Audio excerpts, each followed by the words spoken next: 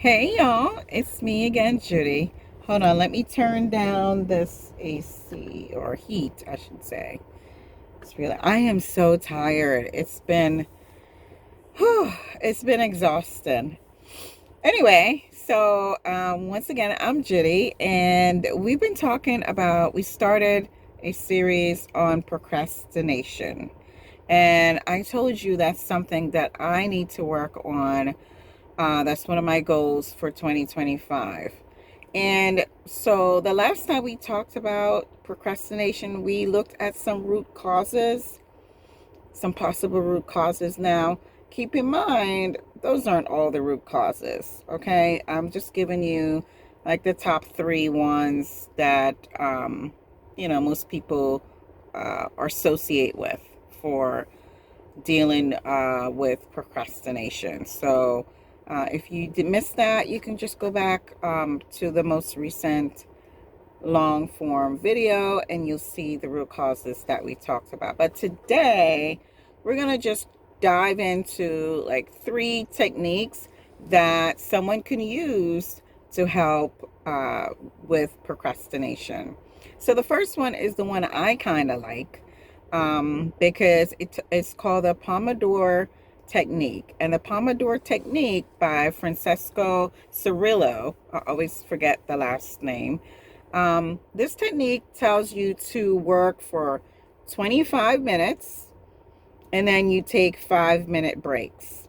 And you do that 4 times. So you do 25 minutes, then take a 5-minute break, 25 minutes, take a 5-minute break, and do it 2 more times. And then after that, what you can do is increase your breaks to maybe like 10 minutes or 15 minutes, etc. So that is the Pomodoro technique to address procrastination. And I think this technique is helpful. It's a little helpful for me. I've tried it. I can't say I'm sticking with it, but I'm going to try it for a while and I will report back with you guys and tell you how it's going. Because for me, I like if I get started and I know it's not going to be an hour long, I think that will be more beneficial to me than the other two techniques that I'm going to tell you about. But for me, starting and setting the timer, saying, Alexa, set the timer for 25 minutes, and bam, I do it, and I know a break is coming. I think I could knock some stuff out that way. In my mind, I've always kind of done that. I've done a little bit of all these techniques, and you can think back to yourself. If you really have an issue with procrastination, think about what you've tried. And I'm sure there's a little bit of these techniques that you've probably tried. So that's the first one, the Pomodoro technique. The next one is called implementation intentions. And this is by Peter Gillitzer. Okay. And he basically says that you need to have a concrete plan. Apparently, this is a technique that they say researchers find to be more effective. You use I statements. So, you have something to do and you say, okay, if it's 6 p.m., I am writing in my journal. Or if it's 6 p.m., I am heading to the gym. So it's setting intentions and using I statements. So that's that method in a nutshell. For me, that's kind of like putting things down in your calendar. That's kind of like having your things scheduled. That's kind of like setting intentions. It's a good thing for me, but I don't know how I feel about that technique for me when it comes to procrastination. Of course, that's a good technique in general, but I don't know how well it'll be for me for addressing my procrastination issues. Okay, I will try it and then I'll also report back on that one for you guys. Okay, but like I said, I'm pretty much already doing the Pomodoro technique, but I will try the implementation intentions technique. The last one is the temptation bundling. And you know what bundling is. Bundling is you put two things together to make it something else. So with this technique, you say, for example, let's go back to the gym as an example. You need to go to the gym. You don't like working out. You don't like walking on the bike. But let's say there's a podcast that you really love, or there's a YouTube video, a YouTube person that you follow, and you like to watch their videos. So you can save to watch their videos every time you go to the gym.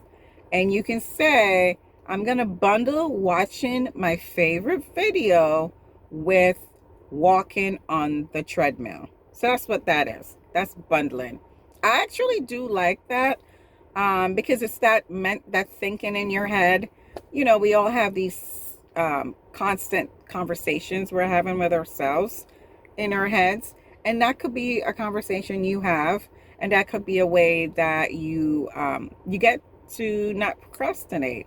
To me, like I said, it's not my favorite technique.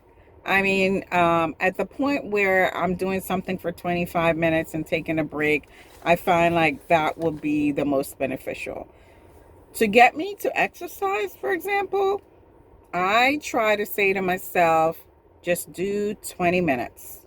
And oftentimes I find once I get started and do that 25 minutes, I actually want to go a little bit longer. So, yeah, that's how I look at it. So I will report back on all three techniques and let you guys know how they're going, right? So the second half of this video is going to be us following up on our goals. Because remember, I said that at the end of each month that we need to follow up on our goals. We need to check in with our goals to see how we're doing. So my question to you is, how are you doing? How you doing?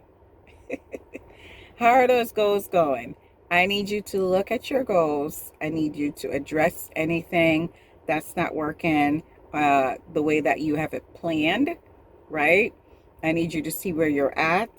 I need you to address bite-sized pieces, those bite-sized pieces that you set, okay, and you had to have done by the end of February. For me, I do have a bite-sized piece that's coming up in March. I've done a lot of I've laid some of the groundwork, right? Which is the bite-sized pieces. But the one major task that I have to do is coming up in March. And that's going to be a big deal and will be propelling me to get to my next quarter. I did do the reach out for that task.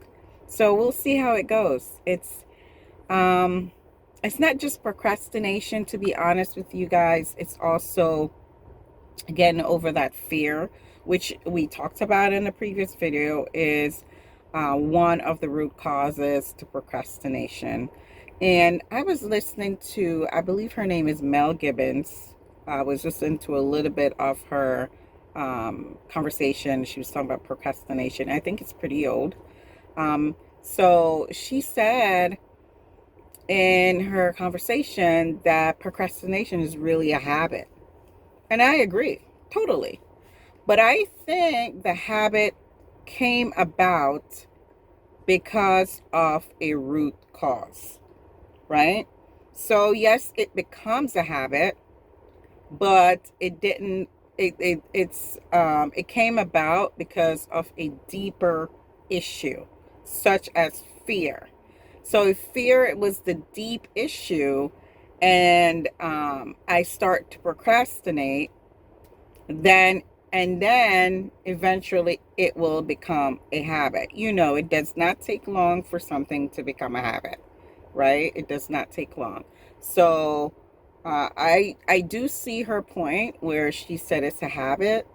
I do see that it can become a habit and often does become a habit. But I think we need to address the root cause of the habit, the root cause of procrastination. What am I afraid of? Okay?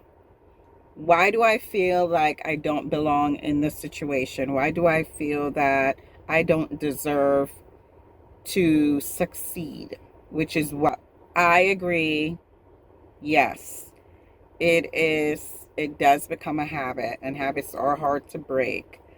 But coupled with that is the fact that there are root causes, and there are root causes to habits, right? We come up with these habits that um, continue to occur for whatever reason, because even if you break the habit or you work really hard to break the habit, sometimes you have even a more difficult time because it is a symptom of something else, right? The habit really is, it occurred because of something else, and you're not addressing that something else. You're going to go back. Okay? You're going to go back. So, so that's it. I hope that this is helpful to you. Tell me if you're going to try any of these techniques. And like I said, I will report back. And secondly, and most importantly, please revisit your goals. Please celebrate your wins. And I will see you next time for the good of the group. Bye.